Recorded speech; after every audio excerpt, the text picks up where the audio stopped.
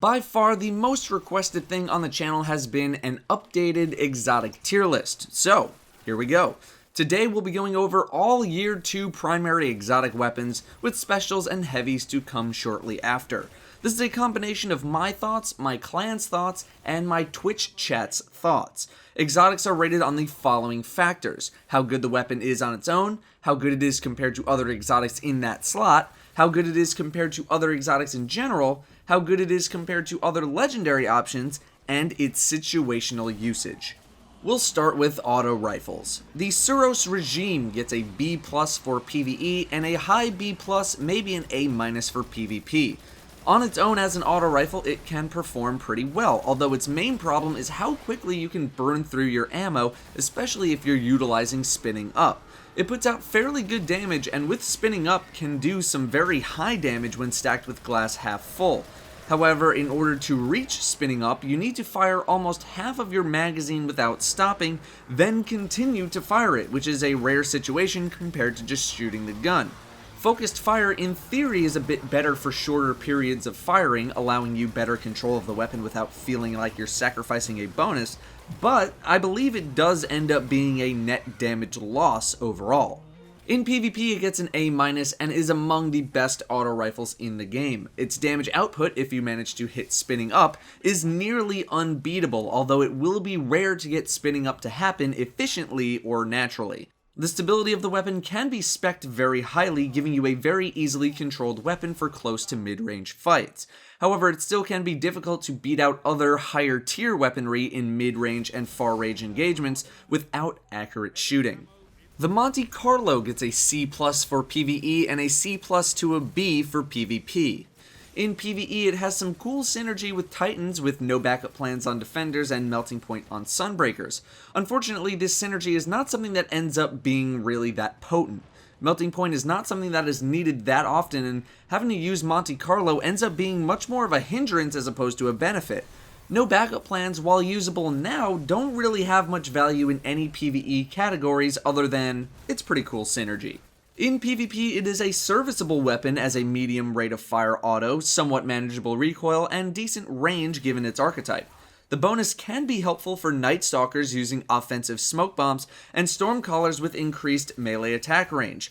However, much like its PvE problems, you have to end up actually using the weapon itself, and with auto rifles not exactly being top tier right now, especially medium rate of fire ones, it gets beat by a lot of other things. There aren't many times where you want to use Monte Carlo over other weapons. The benefit that it can bring, in my eyes, doesn't beat out the benefit of just using another better weapon. The Zhalo Supercell gets an A to A+ in PvE and a B+ in PvP.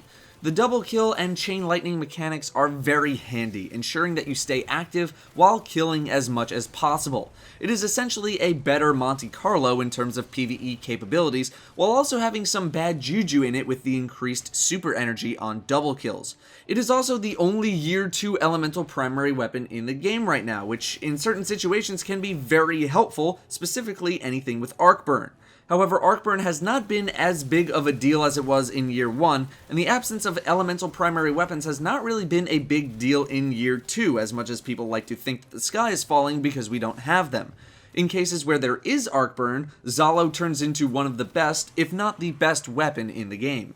In PvP, it can absolutely torch people if the person you are shooting happens to be nearby another player for you to proc the chain lightning. In something like 6v6, this can be a very strong effect. Even in 3v3, where things are more intimate, people may be traveling in groups, making the chain effect very strong. However, when you're not able to proc the chain effect, the weapon performs like a medium rate of fire archetype auto rifle would perform, and suffers a little bit from ranges where something like SUROS would be fine in. The Fabian Strategy gets a C+ in PvE and a B in PvP. Now that we've learned that the Fabian Strategy's main bonus is actually functioning as intended, I don't like this weapon as much as I used to, and it's not as good as I was hoping it was going to be. For those who don't know, the bonus Frontlines is actually working, but the bonus it provides is so small that it is barely noticeable.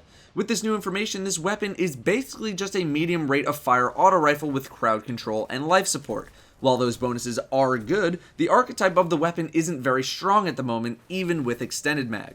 In PvP, I was hoping that the Frontlines bonus would push this weapon into the upper tier. Sadly, it doesn't look like that's going to happen without the bonus getting some sort of a buff, meaning this weapon's strength is tied to its archetype, and the archetype is, once again, not very strong. Life support is a great PvP bonus, but you can get that bonus on a lot of other guns. Moving to pulse rifles now, starting with Red Death. In PvE, Red Death gets an A+, and in PvP, it gets an A+ to an S tier. Red Death's PvE strength comes from its high damage and its reliability. It is able to one-burst a lot of enemies, and those that it can't suffer a lot of damage. The fact that every kill starts health regeneration and speeds up your reload means your downtime is incredibly low. Pulse rifle range is near unbeatable right now, meaning you'll end up with near full damage from nearly all typical PvE engagement ranges.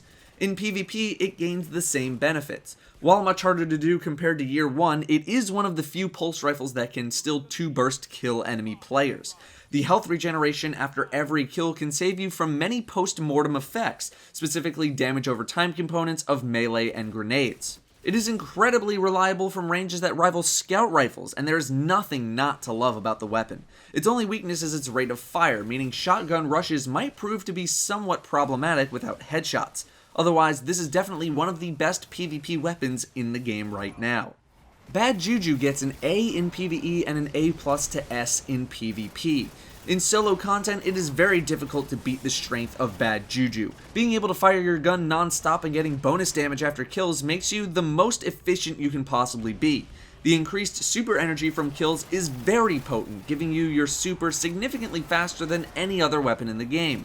However, when you are unable to get those fast kills, Bad Juju falls off a little bit, although not as badly as one might think. In strikes and general 3-player content, you can more than often get plenty of kills and use the weapon to its fullest, but for something like the raid, it's slightly less efficient, not to mention that it is terrible for boss damage compared to other primaries. In PvP, in the right hands, it can net you an extra 2 to 3 supers per game, and if you're a Sunbreaker or a Stormcaller, that can be game-changing depending on the mode that you're playing. High rate of fire pulses are very in right now, and the fact that this gun is full auto only helps it, probably turning the gun into the best auto rifle in the game in PvP if you want to look at it that way. It excels at ranges beyond auto rifle ranges and can outdamage them too. If you like Hawksaw, there is no reason not to like Bad Juju, an excellent top-tier PvP primary weapon. No Time to Explain gets a B+ to an A in PvE and a B+ in PvP. The thing that may affect your personal ranking is the physical representation of the weapon itself, specifically the scope and muzzle flash.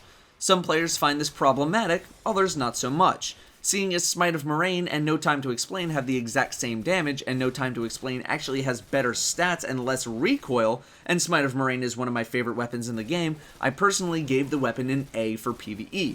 It is Bad Juju for boss damage. Returning headshots to the magazine increases uptime, and full auto makes the weapon less physically taxing to use.